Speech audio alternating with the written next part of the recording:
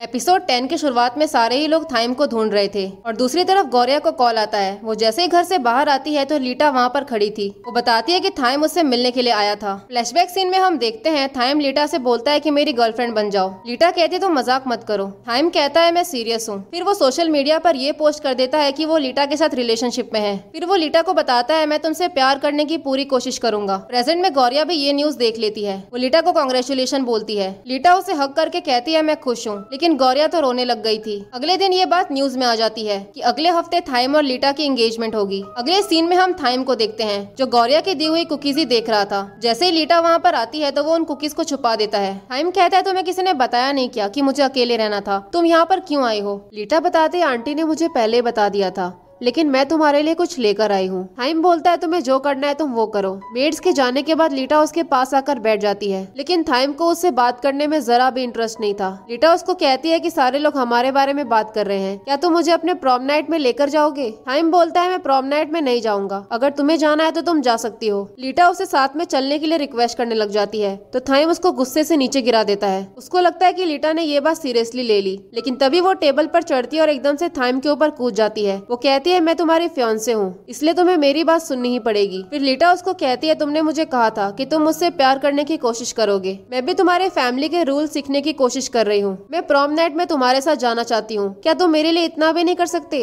अब इसलिए थाइम उसकी बात मान लेता है तो लीटा उसको हक कर कहती है तुम बहुत अच्छे हो। फिर लीटा उसको कहती है जल्दी से रेडी हो जाओ, आज तुम्हारा एग्जाम है। तो थाइम कहता है तुम्हें कैसे पता चला? लीटा बताती है मैंने एमजे से पूछा था। फ्लैशबैक सीन में हम देखते हैं लीटा एमजे के पास गई थी और उसने उससे कहा था कि उसको थाइम के बारे में सब कुछ जानना है। एमजे कहता है तुम दोनों अपनी चीजों में मुझे इन्वॉल्व मत करो, अगर तुम्हें थाइम के बारे में जानना है तो जाकर थाइम से ही पूछ लो, और वैसे भी मैं अभी बहुत बिजी हूँ, मुझे डिस्टर्ब मत करो। वो उसको पागल बोलकर वहाँ से निकल जाता है। तभी लीटा अपना नाटक चालू कर देती है। वो रोते हुए बोलती है मेरे बच्चे का क्या होगा, मैं तुम्हारे बच्चे की माँ बनने वाली हूँ। एमजे कहता है ये क्या बकवास कर रही हो? लीटा बोलती है तुम मुझे इग्नोर करके उन लड़कियों के साथ जा रहे हो, तुमको शर्म नहीं आती? एमजे लड़कियों से बोलता है कि ऐसा कुछ भी नहीं है, लेकिन लड़कियां वहाँ से भाग जाती हैं। फिर लीटा हंसते हुए कहती है अब तो तुम फ्री हो गए हो ना। अगले सीन में केविन उसे इडियट बोलता है तो एमजे कहता है तुम भी उसको हैंडल नहीं कर पाए। केविन कहता है मैं लीटा का कोच तो नहीं बनाना, और तुम्ही ने तो कहा था कि तुम गौरिया के टीम में हो। एमजे कहता है मैं अभी भी गौरिया के टीम में ही हूँ। तभी केविन के पास कनिंग का कॉल आता है, इसलिए वो वहाँ से चला जाता है और रेन भी वहाँ से जा चुका था। वहाँ से निकलकर वो गौरिया के पास आता है। वो गौरिया से पूछता है कि क्या तुम थाइम के बारे में सोच रही हो?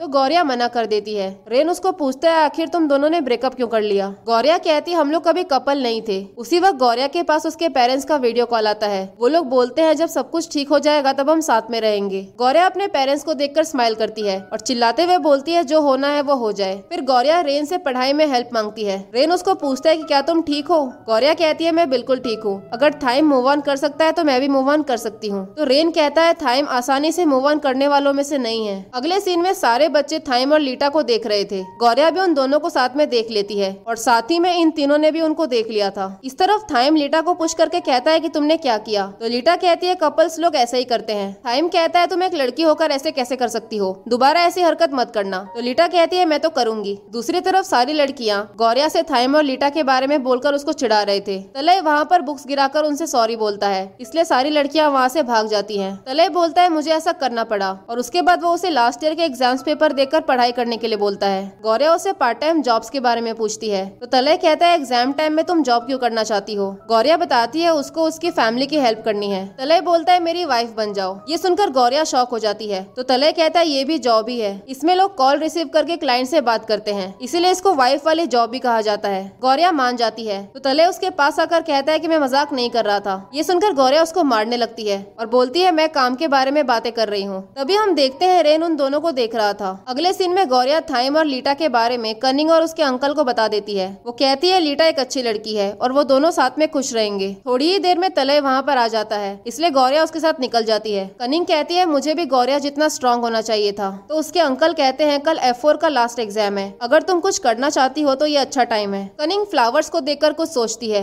दूसरी तरफ रेन और एमजे लड़कियों के साथ फोटो क्लिक करवा रहे थे। तभी कनिंग वहाँ पर फ्लावर्स लेकर आती है। वो कनिंग से पूछते हैं कि तुम यहाँ पर क्या कर रही हो? कनिंग कहती है मैं तुम लोगों को विश करने के लिए आई थी, बाकी सारे लोग कहाँ पर है? रेन बताता है थाइम तो घर पर है और केविन अपने स्पीच की तैयारी कर रहा है। है। फिर रेन उसे गौरिया के बारे में पूछता है। कनिंग बताती है गौरिया तलय के साथ है। एमजे पूछता है तलय कौन है। कनिंग बताती है गौरिया उसके साथ ही काम करती है और वो भी इसी स्कूल का स्टूडेंट है। क्या तुम उसको नहीं जानते? केविन की स्पीच चल रही थी और तभी ये तीनों अंदर जाते हैं और इस तरफ थाइम गौरिया की बनाई हुई कुकीज खा रहा था। तभी लीटा उसके पास आकर उसे अपने साथ ले जाती है और दूसरी तरफ गौरिया तलय के साथ में थी। अगले सीन में केविन अपने स्पीच में बोलता है हमारे पास टाइम मशीन नहीं है, इसलिए हम पास्ट में जाकर सब कुछ ठीक नहीं कर सकते, इसीलिए हमें अपने फ्यूचर पर फोकस करना चाहिए। मॉल में लीटा थाइम को वहीं पर वेट करने के लिए बोलकर कुछ खरीदने के लिए चली जाती है। तभी थाइम गौरिया को तलय के साथ देखता है। जब गौरिया अपनी डिलीवरी लेने के लिए आती है तो थाइम भी वहीं पर आ जाता है। वहीं पर हम रेन को देखते हैं जो तलय को कुछ लड़कों से बात करते हुए देख रहा था। साथ ही में वो उनकी फोटो भी क्लिक कर लेता है। थाइम गौरिया से पूछता है कि आखिर तुम यहाँ पर क्या कर रही हो और तुमने ये कैसे कपड़े पहन रखे हैं। तभी तलय वहाँ पर आ जाता है और गौरिया को अपने साथ ले जाता है। थाइम कहता है तुम्हें पहले बात करनी पड़ेगी, ये लड़का कौन है और तुम इसके साथ क्या कर रही हो। जैसे ही तलय उसके सामने आता है तो थाइम उसको धक्का देकर नीचे गिरा देता है। अब गुस्से में गौरिया तलय को अपने साथ ले जाती है। अब थाइम भी उनके पीछे जाता है। दोनों को पता है कि थाइम उनके पीछे ही है। तलय कहता है तुम गार्ड्स को बुला कर लाओ और मैं थाइम से बात करूंगा। गौरिया चली जाती है। थाइम उसके पास आकर पूछता है कि तुम कौन हो और गौरिया के साथ क्या कर रहे हो। गौरिया सिक्योरिटी गार्ड को अपने साथ लेकर आती है। तभी हम देखते हैं तलय अपने आप ही जमीन पर गिर जाता है और चिल्लाते हुए बोलता है मुझे मत मारो। ये सब गौरिया भी देख लेती है। वो थाइम से कहती है तुम क्या करने की कोशिश कर रहे हो। फिर वो थाइम को पागल बोलती है तो थाइम कहता है पागल मैं नहीं हूँ बल्कि पागल ये है। वो गौरिया को काफी ज्यादा समझाने की कोशिश कर रहा था लेकिन गौरिया कुछ भी नहीं सुनती। तो थाइम कहता है तुमने मुझ पर भरोसा नहीं किया लेकिन तुम्हें इस पर भरोसा है। तुमने कुछ दिन पहले ही मुझसे ब्रेकअप किया और अब नए लड़के के साथ घूम रही हो। तभी गौरिया उसको एक थप्पड़ लगा देती है। वो चिल्लाकर कहती है आज के बाद तुम अपनी शक्ल मुझे मत दिखाना। लीटा भी उन दोनों को देख लेती है। थाइम बोलता है तुम बाद में सॉरी फील करोगी और इतना बोलकर वो निकल जाता है। घर पर जाकर गौरिया थाइम का दिया हुआ फोन ऑफ कर देती है और कहती है आज के बाद मेरी लाइफ में F4 इन्वॉल्व नहीं रहेंगे। सारे ही लोग प्रॉम नाइट में जाने के लिए रेडी हो रहे थे और दूसरी तरफ गौरिया जैसे अपना लॉकर खोलती है तो उसके लॉकर में रेड कार्ड रखा हुआ था। इस तरफ केविन और एमजे पार्टी के लिए रेडी हो रहे थे। तभी रेन उनके पास आकर कहता है मुझे तुम दोनों से कुछ बात करनी है। उन्हें वो तलय की वीडियो दिखाकर कहता है एक एंटी F4 ग्रुप भी था। केविन पूछता है आखिर हुआ क्या है तो रेन कहता है क्या ये तुम्हें जाने बचाने से नहीं लग रहे हैं। इस तरफ स्कूल की लड़कियों को भी रेड कार्ड का मैसेज पढ़ के कुछ ठीक नहीं लगता। दूसरी तरफ सारे लोग मिलकर गौरिया को परेशान कर रहे थे, इसलिए गौरिया वहाँ से भाग जाती है और नीचे जाकर छुप जाती है। तभी तलय उसे वहाँ से ले जाता है। गौरिया कहती है तुम क्या कर रहे हो तो तलय कहता है मैं तुम्हारी छुपने में हेल्प कर रहा हूँ। थाइम को तुम पर गुस्सा आ गया है इसलिए उसने तुम्हें रेड कार्ड दे दिया, लेकिन मेरे होते हुए तुम्हें टेंशन लेने की जरूरत नहीं है। इस तरफ ये तीनों तलय के बारे में इन्फॉर्मेशन निकाल रहे थे लेकिन उन्हें तलय के बारे में कुछ भी गलत इन्फॉर्मेशन नहीं मिलती।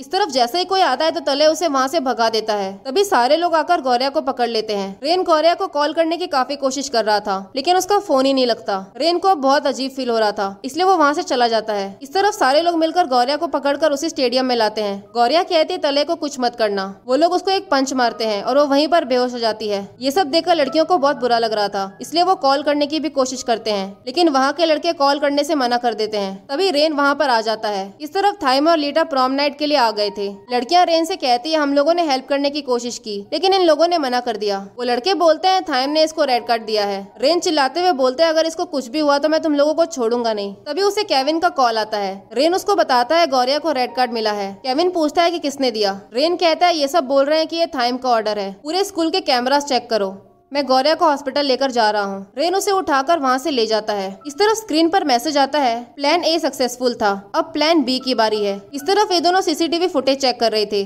जिसको देखकर ऐसा लग रहा था किसी ने उस वीडियो को एडिट किया है। एमजे कहता है किसी ने हमको पागल समझ लिया है। रेन गौरिया को कार में बिठा देता है। केविन उसको कॉल करके बताने वाला था कि गौरिया को किसने रेड कार्ड दिया लेकिन तभी कोई पीछे से आता है और रेन को हिट कर देता है। केविन बताता है गौरिया को रेड कार्ड तलय ने दिया है। तलय कॉल कट कर देता है और बोलता है प्लान बी एग्जीक्यूट करने का टाइम आ गया है। इस तरफ थाइम पार्टी में चुपचाप खड़ा था। तभी लीटा उसके पास आती है। वो उसके लिए कुकीज बनाकर लेकर आई थी। वो बताती है मैंने तुमको कुकीज खाते हुए देखा था, मैं नहीं पूछूंगी कि वो कुकीज किसने बनाई, मैं बस इतना चाहती हूँ कि तुम मुझे लाइक करो, इसलिए मुझे जैसा आया मैं वैसा कुकी बनाकर लेकर आई और जब तक तुम मुझे पसंद नहीं करते तब तक मैं ट्राई करती रहूंगी। तभी डांस करने की अनाउंसमेंट हो जाती है इसलिए लीटा उसको डांस फ्लोर पर ले जाती है। थाइम जैसे अपना फोन ऑन करता है तब उसे तलय का मैसेज आता है और साथ ही में वहाँ पर गौरिया की एक फोटो भी थी। वो उसको मैसेज करके कहता है अगर तुम गौरिया को जिंदा देखना चाहते हो तो इस लोकेशन पर आ जाओ और अकेले आना। मैसेज देखते ही थाइम वहाँ से भागने लग जाता है। तभी स्क्रीन पर स्क्रू ड्राइवर का मैसेज आता है जिस पर लिखा था अब F4 को पनिशमेंट मिलने की बारी आ गई है। सीक्रेट स्टोरी ऑफ आयरिस में MJ की स्टोरी दिखाते हैं। वो गौरिया को बताता है पहले मैं इस प्लेग्राउंड पर आता था, वहाँ पर कुछ लोग बास्केटबॉल खेल रहे थे, तभी उनके एक टीम मेंबर को चोट लग जाती है। तभी एक लड़की MJ को खेलने के लिए बुलाती है। MJ की हेल्प से वो लोग जीत जाते हैं। मैच खत्म होने के बाद वो लड़की अपना नाम ओम बताती है। तभी उनका ऑर्डर आ जाता है और वो लोग मैच जीतने की खुशी में सेलिब्रेट करते हैं। और इसी सीन के साथ एपिसोड 10 यहीं पर खत्म हो जाता है। अगर आप लोगों को मेरी एक्सप्लेनेशन पसंद आई हो तो लाइक और सब्सक्राइब जरूर करें। Thank you for watching.